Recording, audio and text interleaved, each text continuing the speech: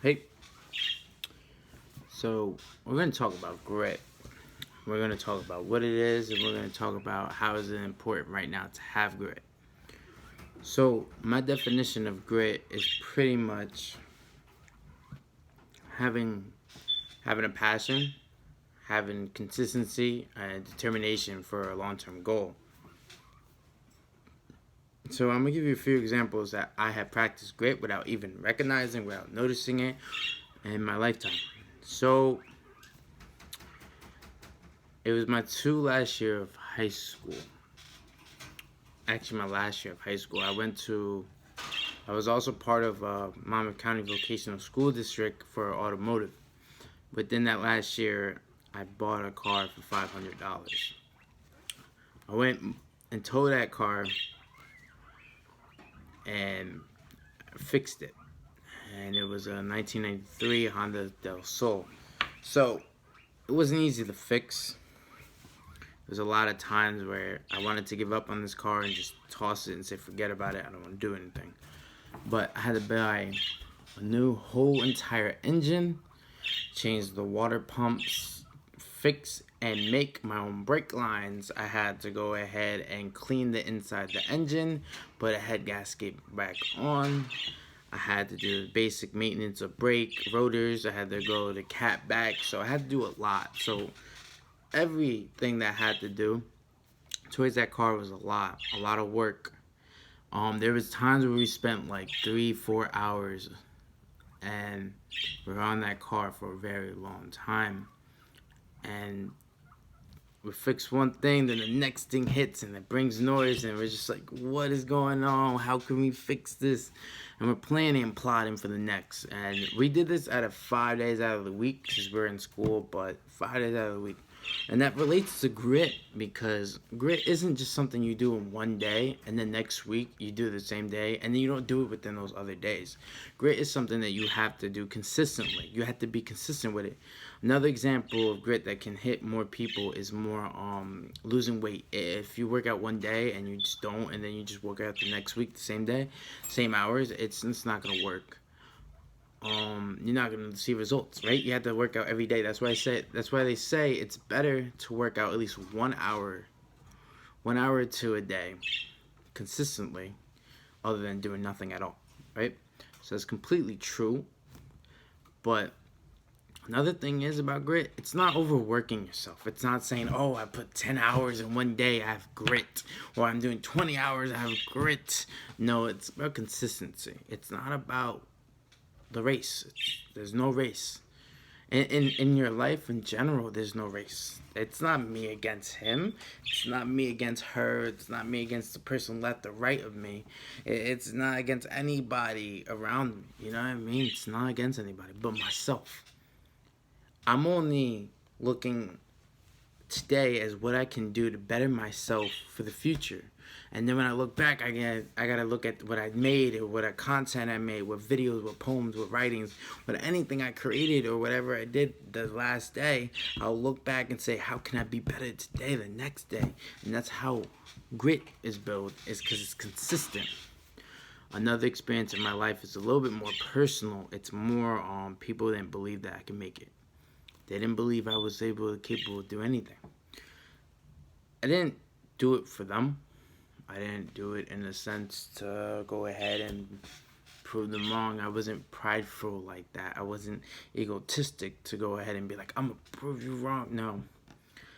I trusted their word. I thought I was nothing. I thought I couldn't make it there.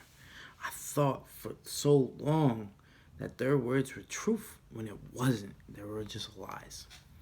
So I pretty much had to go ahead and stop drinking. I was a very alcoholic as a kid and a teenager. I was really hitting it hard. And then 8th grade that summer I kind of quit and I took time to myself after losing some family members and after realizing what my future and how life is so precious and how so quickly it can go. So pretty much I took a year off to myself. I meditated. I attempted that I failed at first, but then I got the hang of it. I meditated, I prayed, I stopped drinking alcohol. I cut my friends loose that were holding me back or that I felt like it was stepping on me, using me. Any direction that was negativity, I cut it off. And it was hard because I was used to having a lot of people. Then I went to know, like, not a lot of people, went to a few people. And it was kind of a hard reality to really shift that because the people that I had left, I wasn't close with as much. So it was like close, like, was cutting off my close, my daily. Because I remember the days when we used to just say, I want to do this, I want to do that. And we repeatedly say it every day. And that was kind of like doing nothing about it. We were just talking. And it was the same conversation with no action behind it. And I was tired of it. So I moved forward and I passed that. So I kind of want to tie that up and be like, I spent a year of building my mind, building some self-love, and building my education. So I was building myself in that mindset. I was building also the love for someone else because I had a dog at that time. So it was really good with my transformation. So it was really good, like I was taking care of a dog, giving something other love and seeing the love that that dog created for me, and it was just a great experience. But so as I moved forward, I worked out. I was consistent with working out, consistent with praying, consistent with meditating. It wasn't like I was doing 5 hours of each thing. It was like more like 3 hours, but every day I was doing it, and it was consistent. That was grit. I was grit. I was grit. I was committed and had passion to become better than the words they told me, the lies they engraved and enslaved me into, and I was better than that. I came out better than that and realized that, I was using grit and I didn't know, but I did. So I did that. I also used grit in the sense of not giving up on college. That's another thing I don't really talk about, right? I changed my major twice, so I changed that, but I ultimately came to be an English major, so that's like my heart and my goal right there. But before I was an auto mechanic, I didn't like the program. I worked at community college, so I made a choice to not because I felt overwhelmed. I felt like depressed. I felt like kind of like I wasted a semester, and I was just like, I wasted a lot of time on something that like I thought I had, but I couldn't move forward because I just felt like I didn't get the proper teaching. So that was just my opinion on that. So I didn't go for that, and then I went to try to do psychology. I didn't know there was sociology at the time as an option, and I wish I did because maybe I would have went there. But at the same time, I wish I did. I'm glad I didn't because now I got a different career path. But I tried sociology. It didn't hit me. It didn't click. So I said no, I can't do that. I could have quit. After that, I could have quit. After that, I could have just sat and did nothing. I literally could have just said, it's not for me, throw it to the side, and I wouldn't know what my reality would be. But I also, within the sociology degree, I kind of went to the Rising Leaders of EOF program at Brookdale Community College. So when I joined that and I started working for them, and then we went to Rutgers and East Brunswick.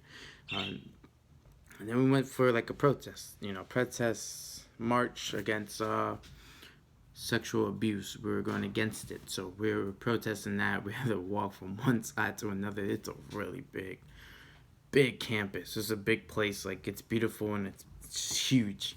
But we went over there and I heard poetry. I instantly was like that.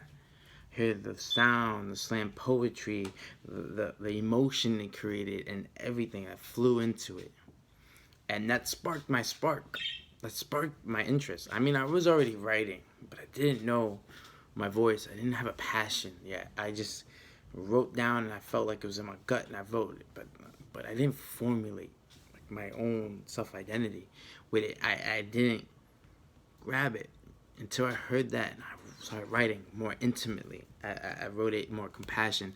I wrote it more consistent. I wrote poetry all the time, now to the point that I got 2 poems published in a collage at Brookdale Community College. Like, I wasn't that, I wasn't that person who had that much strength and courage enough to do that. Like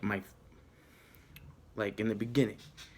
And then I built that. I built that off of grit. I never gave up on my dream. When I learned that I liked it writing, I kept moving forward. And there was times where I'm just like, where am I going with this? Where am I heading? What is my direction? And times where I just didn't want to write, and I didn't stop. I kept going because I knew I loved it. I knew it was a deep core, and I loved it. And I went forward and I keep writing. And then I went to my counselor, and he kind of was like, there's gonna be people who like your writing. There's gonna be people who don't like your writing. That doesn't matter. If you don't like it, then it has no value. It has no value if you don't feel comfortable and if you don't like it, you know. So kind of was like taking that. He also taught me like success isn't a straight line. It's like over looped straight this way, going backwards and doing all these crazy tricks. That's success. And he has a doctor's degree. So I definitely took his advice. You know, I looked at him and was like, okay, well, you know what you're talking about. You made it far, and I understand that's what it is. And I also want to point this out. College isn't about the money. Everyone thinks it's about the money for some reason. It's not about the money. No. College is not. There's certificate programs. If it's about the money, go get the certificate program, go to work. No. College is about the experience. The teachers you meet, the students you meet. And that's another great thing too. Like if you just believe into everything, you put commitment to know these people. You put a passion to understand them, understand the lifestyle of a college student, and engrave into it. And that's part of grit because you're consistent and you don't spend so many hours that you drain, but you're consistent with it to the point you make success within college, and you get a degree, and you get a new job, and then you get a new experience, and then you learn so much within college. That's grit right there. Grit is a passion and being consistent of holding a long term goal. So let's say I want to be, I want to be an author or freelance or whatever the case may be. I want to have a writing career. What I did first was pretty much found why I'm writing. I built my voice. I was creative with it and figure out what kind of ways that I can write. I was writing dialogue, poetry. I did their own creative writing. I figured out who am I as a writer. Then I found topics that I liked through Rising Leaders, where I helped food pantries, build houses, and I did gardens and soup kitchens. So I found where my heart lies. You know what I mean? What places that I feel comfortable and uncomfortable, and how can I grow in those areas. So I kind of felt that, and I included my writing. I included all my past, my present, and my future. Hopefully, I can predict, but future experiences that I wish to come. So it's just like an idea, but I write them all in my poetry and all my writing, and I express it. And it's not easy, it's not easy just to come up to the light and say, this is who I am. If you don't like it, you don't like it. If you're going to accept me, accept me. And it's not hard. I mean, it's not easy. It is hard, completely hard. I wouldn't even say it would it be, because, like, I used to be that guy who thought it wasn't. And then it hit me in my face, and I realized I really don't. I really value people's opinions way too much, and I wish that I didn't. In high school, my last couple of years of high school, I wasn't that type of student. I was that type of person that hold my ground, hold my opinion, and I went forward. I was committed, determined, and I never hold back. And there was times in college where I held back, and through this pandemic, it kind of showed me, like, look, man, like, you would never like this, and I feel like you came a long way, but I also feel like there's certain things that you need to fix and move forward. And that's what I'm going to have to use grit for. I'm going to have to use grit in this time period, and this mindset of, like, okay, well, how can I build myself better? How can I build these commitments that I can move forward? Like eating healthier. How can I eat healthier? Okay, if I eat this meal this day, then this meal this day, and the next day, and the next day, and the next day, and I commit to it. And I commit to eating healthier. That's grit. You're using it right there. You use grit, compassion, holding consistency over a long-term goal with these small, loyal actions. That's grit right there. That's grit. It's not like you're just doing it for a day and the next day you're just junking out. That's not how it works. So what we can do to use grit now is to kind of use grit in a way to empower ourselves. And I get it. We want to go outside. And some people are completely. We know that. We see it. It's there. But for those who are inside and wish to like, oh, I can't hold it no more. I want to go outside. It's just not safe, and I get it. But I had to reduce the stress. Like the insides is killing me, right? Use grit. Work on yourself. Listen, there's a lot of things you can do to work on yourself.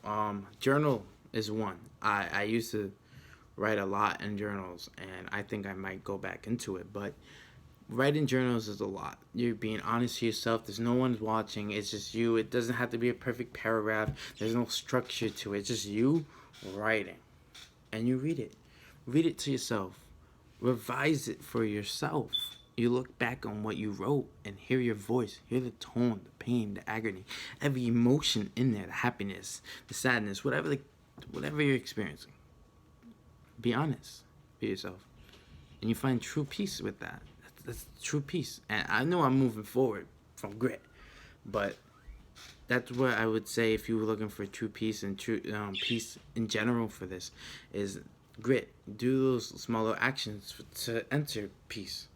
The long-term goal is to get peace. These little actions will get you peace. So you do journal.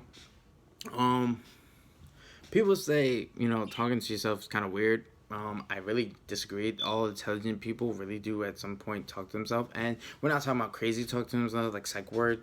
Like you're completing your sentences and you're like adding another one and you're having like a full conversation with yourself. It's not like that. It's more speaking out your mind. And sometimes most people like to do that by themselves, and some people don't care and they just do it in front of everyone. So I have built over time a comfort where I can just do it in front of everybody, and they're like, "What are you doing?" I'm like, "I'm just talking to myself because I have an idea, but I'm just trying to hear it out loud so I can see if it's okay." It's just like where I'm just sounding ridiculous. And people do this in public speaking. That's completely true. People practice their speeches out loud, and they want to hear themselves. Are they convincing? Or are they going to convince this crowd that they're talking to, the particular crowd? Like, like let's say the crowd doesn't like seafood and I make a crab comment and they're just like, I'm not getting it. It's not funny. Like what if they do that? So it's kind of that. I know it's not really that good of an example, but it's kind of that mindset. So pretty much I would talk about my dreams, my goals, my missions, and my vision, and what do I want to do with my life? How can I achieve it? And if I feel like I hear myself holding back, I will kick myself up and take the risk. I'll take the risk with precaution and make sure that you're saying this, but there's times where you talk to people and you're so confident in it, and you're saying it because you're hesitating because you're talking about it, and you're tricking your mind because you're tricking your mind saying that you did it already, but you didn't.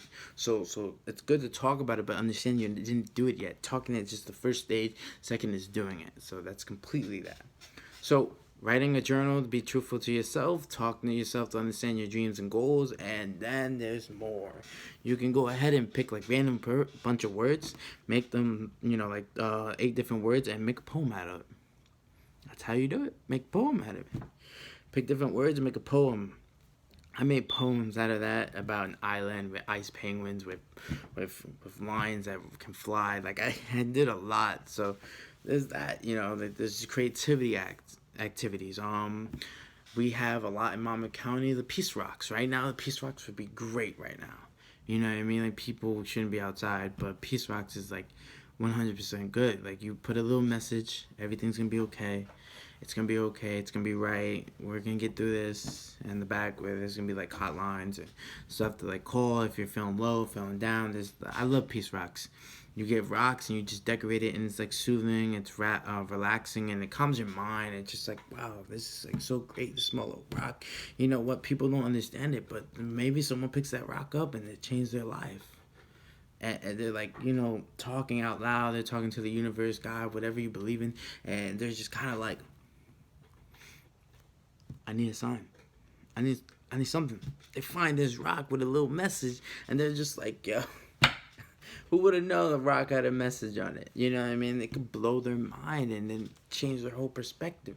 It's like running into something on Instagram that's productive and positive, and you're just like, yo, this is like everything I'm feeling, and he just put the right content out, and bam, it's there. And click. I have done that. I've done that plenty of times where I got inspired from people. So just that kind of vibe. So artistic project, like small ones like claymation, wood popsicle sticks with hot glue guns. I made houses. I made masks out of clay, and I put mad colors and art in my second to last year of high school. And my teacher was like, hopefully the Kindle doesn't blow it up because you just put mad stuff in it. And I'm like, oh well, hopefully it doesn't. And it came out really good. And low key, he didn't tell me at all, but he entered it in the art show because he knew I was gonna say no, and he did it. And then when I went to the art show because he invited me, I seen mad people looking at my art stuff, and it was like the first time in a long time that I realized that people loved my work.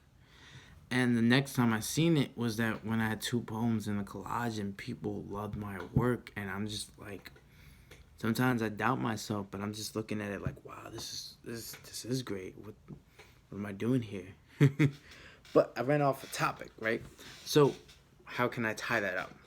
I tie that with grit by saying I never gave up on my dream. I never gave up on being a writer.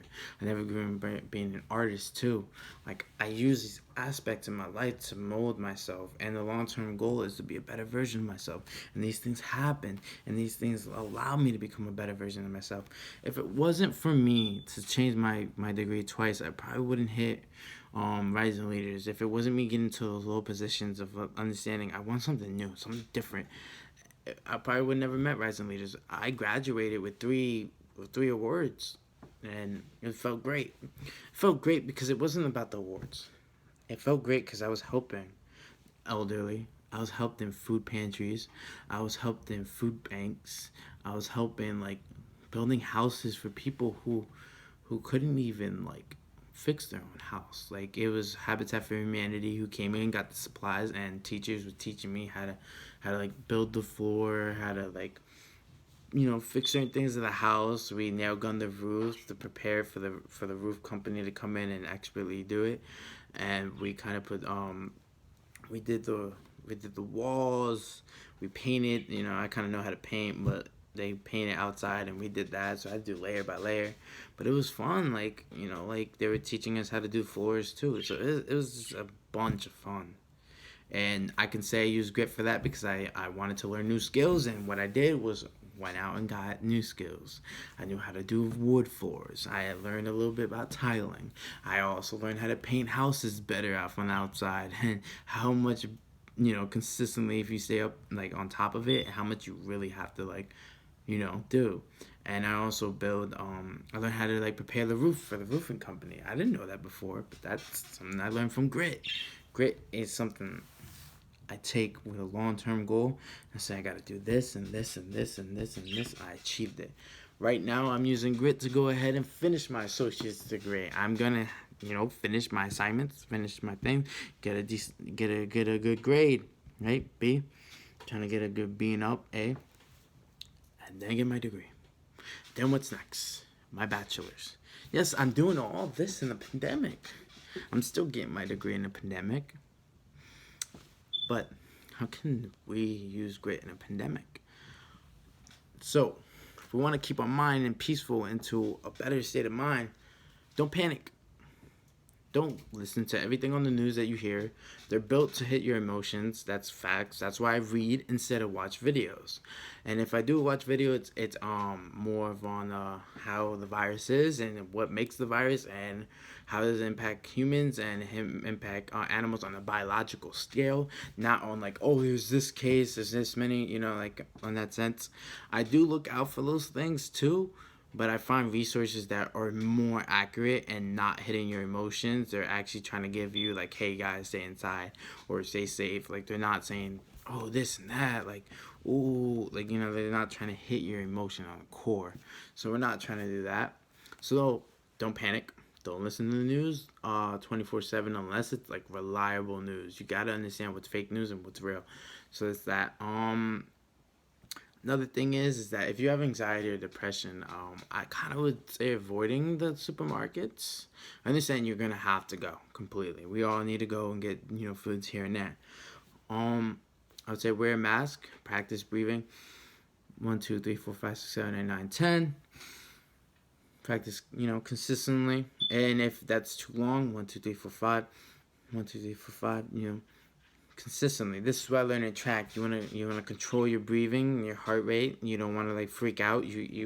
You can cause a lot of illnesses to hit your body, and if your body's more stressed over time, it can become ill, and as you grow, and that's just proven facts. But I'm just giving you advice. But so I would remain away from the grocery stores because people are going crazy in there, and the one way that I kind of like, I have anxiety and depression too, so I experience it all. I experienced depression all my life. Anxiety is a little bit freshly new, but I know the episodes, and I know when I'm gonna have one, and I know when I'm acting a little bit too much because of my anxiety. So what I do is put my earplugs in. I follow the CDC rules: 6 feet distance, wearing my mask. I'm jamming out. I'm staying away from people. I'm there jamming to my music, getting what I need. I'm like, oh, well, they don't have that, so I'm getting this. And, I'm compromising with my brain, like, as you can see, my poetry of animalistic. I got inspired from this rap artist, Dax, when he put out his COVID-19 music video, and he talked about animalistic, and it hit me. And that's another thing about grit. You know what I mean? Like, I took that word that I heard, and I said, I want to write a poem. How? I'm not home yet. I'm at work. I was on my break, and I was like, I have to keep this in my head. That throughout the day, I wanted to freshly keep it so I don't lose the idea. So I took that idea, and I made a poem. It was called Animalistic, and it was really good. I think it's really good. It's one of my poems that I look at, and I was like, wow, I really put a lot of emotion into it, and I entered it into Brookdale's collage again. So hopefully that my poem can be, up there, and hopefully the future can learn from all what we have done on a social basis. I did that. I also did voluntary distancing. I did put that as well. I did some photography. I added that in there. That's another thing, grit. Like, I wanted to submit more. After that one submission of getting my 2 poems, I submitted like 6. Out of the 6, I put 2. They got 2. 2's good, man.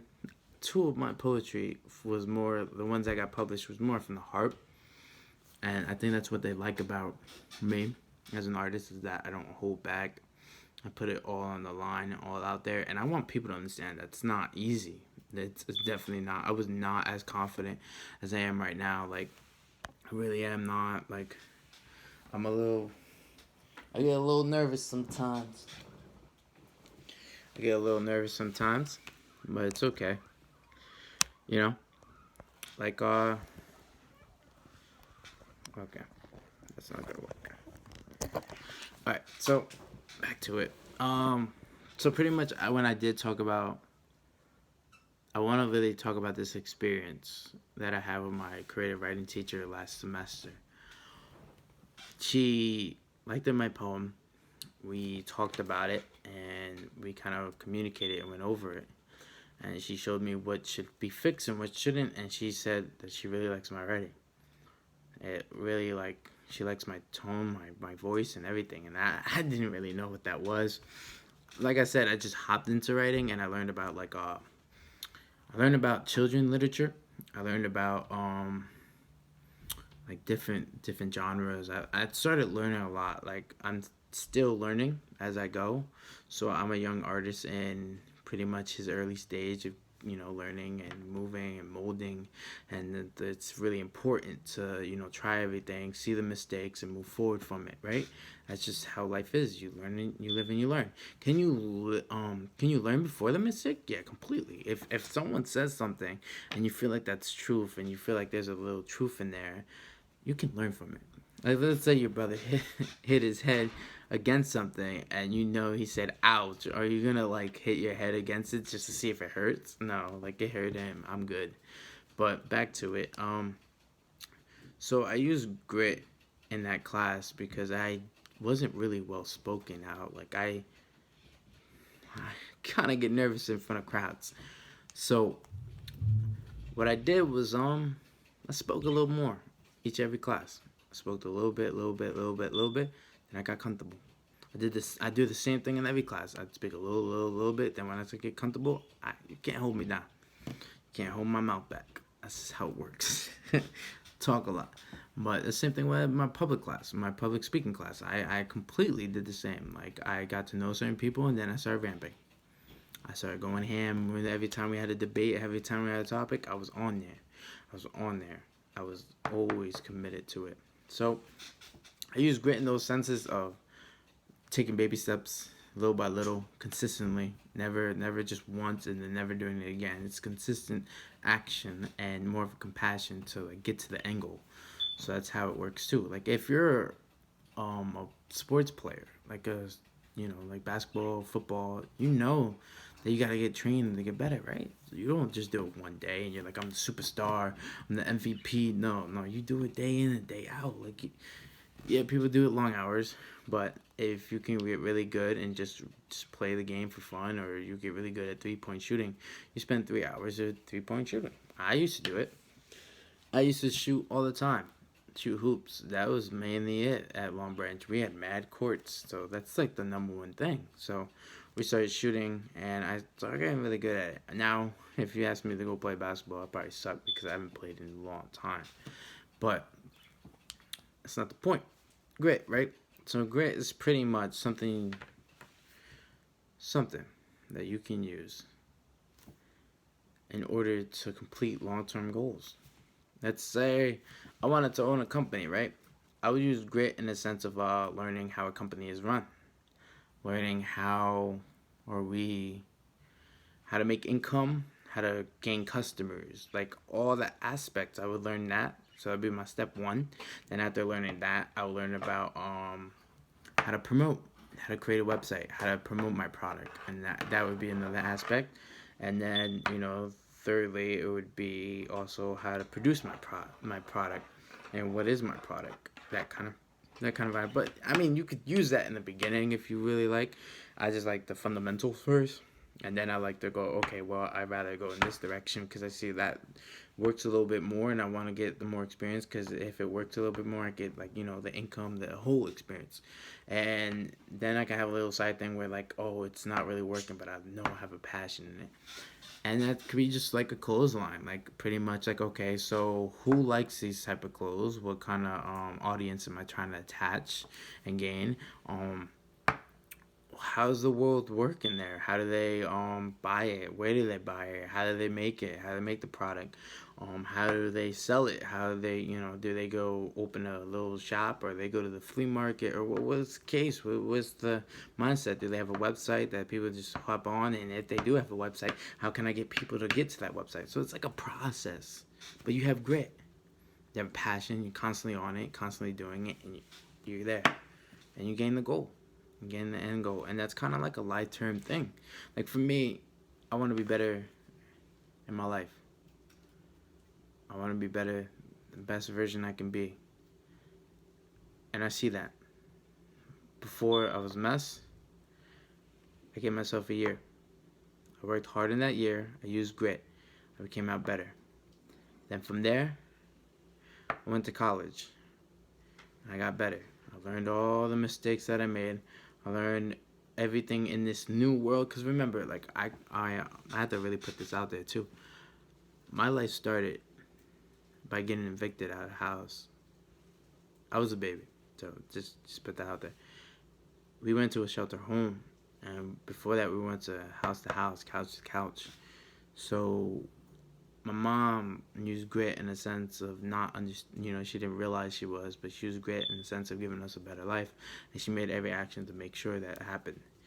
She really did give like all her 20s away, and now she's looking at me like really proud, and I want to like keep continually making her proud and show her that you missed out, but I'm gonna make sure that your future you don't miss out, because I'm gonna work hard and to the point that you can like not pay your house and we can all go on vacation.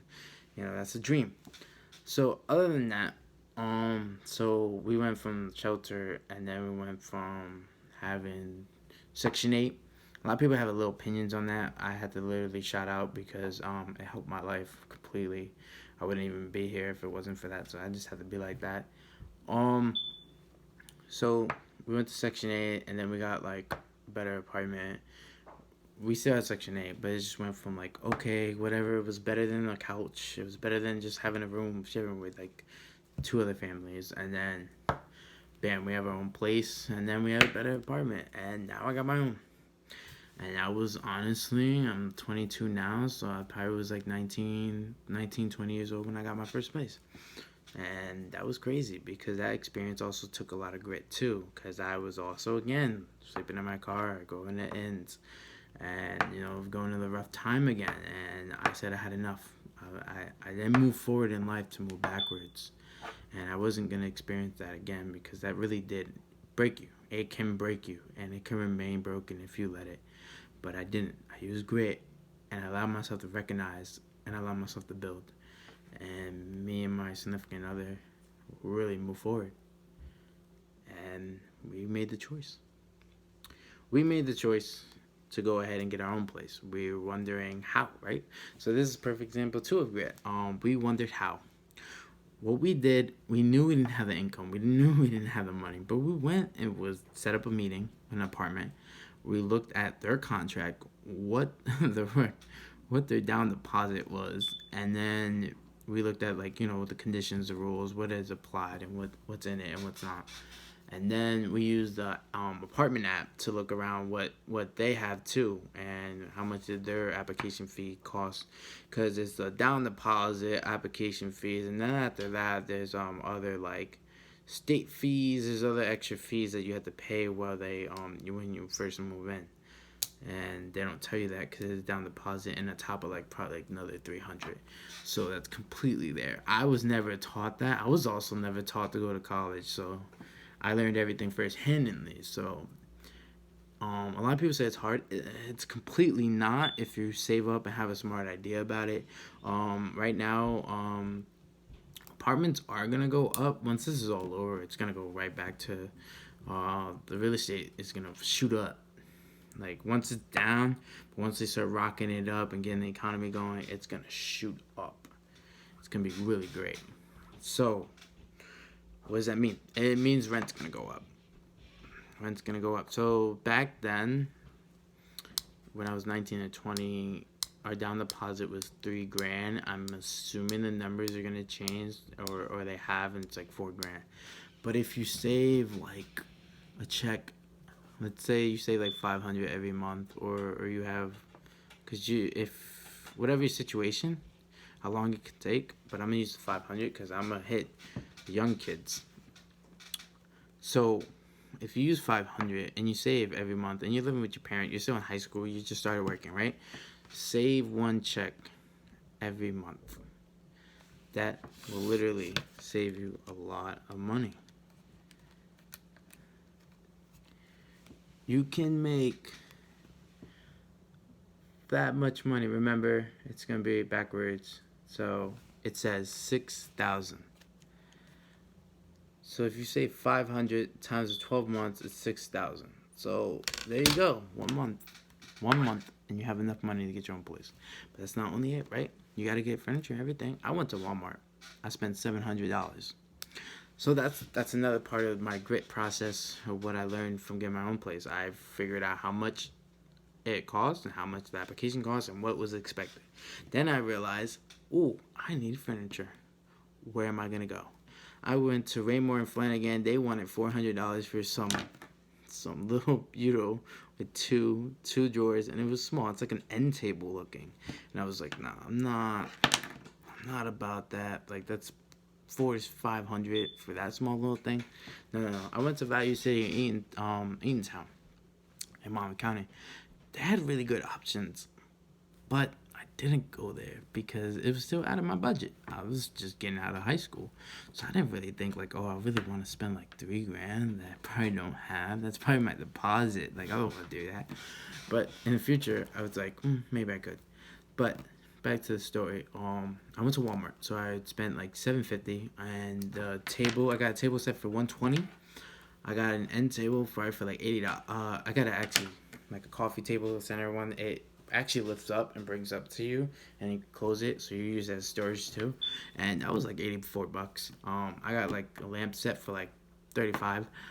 I got a TV for like 150. Like, TV was actually a little bit like not the same kind of like I didn't buy it at the same time, but it was like 150. It wasn't that bad. It's a app smart TV, so it's fairly nice. It was on sale, so that was that. I had a TV stand for like $50. I had end tables that cost like $30 each. I had like bookshelves, two of them for like $45. And these are all like furnitures you have to build with your hands. That's why it's super cheap, and it's also cheap material. But if you treat it well and kindly, it lasted me all the way until kind of now, because like I just recently bought a new table at Boscov's. It's a little stronger. I still have to build it. Same thing, but it lasts longer. So it was a good table. Everything was still in good condition. I still got my coffee table. It worthwhile. Like as you can see, like what I mean, like it's been there. For the house and kitchen things, cause that's another thing. See, I went from wondering how much the furniture would cost now to kitchen appliances. Now I had to budget that too, but I went to Walmart for the pots and pans. They have a good 35 set, and it comes with like five different beginner pots and three different like a spatula, like three different like cooking tools. It was really good, and it didn't come with spoons or anything. But I went to the Dollar Tree for that because Dollar Tree actually has forks for like two for $1, and then spoons for like three for $1. So it was really dope. And I always wash my shit. I never just take it, eat it. No, I just wash it, then I use it. That's how you have to do it. But also the Dollar Tree, I also made a house cleaning budget, and this was all before the pandemic. I used to spend $100, and it would last me for 7 months. And now seeing everybody under the pandemic going crazy every month, it's actually scary because it's budgeting wise, it's just not worth it, and realistic wise, it's kind of scary. It's like, are you really kidding me right now? You're ordering what that lasts 2 years? Oh, okay. Yeah, it doesn't take that much. You probably don't know how to clean right. You probably don't spray and let it sit for like 3 minutes so the bacteria dies. But that's how I feel about that. But pretty much I would spend like getting five different items. So like at the Dollar Tree, everything's just $1. So pretty much I can get like 10 garbage bags, like little boxes with like 12 in them, 13. I get 10 of those. Oh yeah, I forgot to mention that I got like the trash can at Walmart too for like $10. It wasn't bad. It's like a little small one. I'm not really home. I always work, so it's not like a big deal for me. I had one for the bathroom for $10 too, so it's not that bad. But anyways, back to the Dollar Tree. I buy 10 like 10 of everything. Like other than this soap, I bought like three of them because they last for a pretty long time. I bought like a good amount, like 8 toothpaste, 8 toothbrushes, like toothbrush kits with three in them. And I'll go to Walmart for my soap and shampoo just because the Dollar Tree has little products that are cheap and available, but at the same time they're not good for your hair, so or your body skin. So I'm not really on that.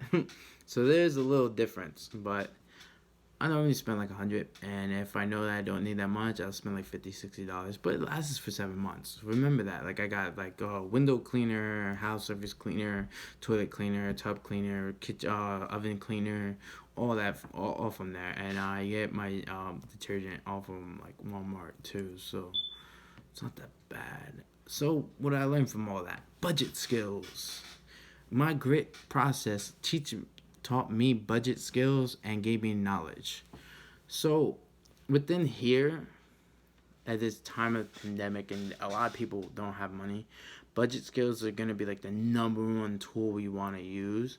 So like for instance, the stimulus package, I gave you 1,200, right? I don't know about you or your bills or whatever the case may be, but let's say you have to still pay rent, because I know this. If you don't pay rent, they're just gonna hold what you didn't pay and put it at the end. So once this is all over, you still owe them that money. And mortgages, some things are crazy like that, and they're gonna want it and expect the money right when the economy opens, and that's really gonna be hard, right? That's gonna be like, how? But yeah, that's how that works. But some places are doing that. But with rent, I wouldn't do it. Electric and utilities, I kind of will take a little back off because like you could put a monthly plan. You could literally be on like $80 a month, and you'd be set. And if your apartment has like like you're only paying one bill out of the two utilities, you're set. If you have all three, well then you got to budget tighter, right? Completely. That's just how it works. Gas right now is pretty low, so you have to budget your gas. So it's pretty much just using that money, the budget, into your life. And since we're not out here going watching movies, going spending hella money, and if you are spending a lot of money on food, just remember you can literally spend $100 and meal prep it, and then you'll be set for like 6 months to 5. So like you don't need that much food.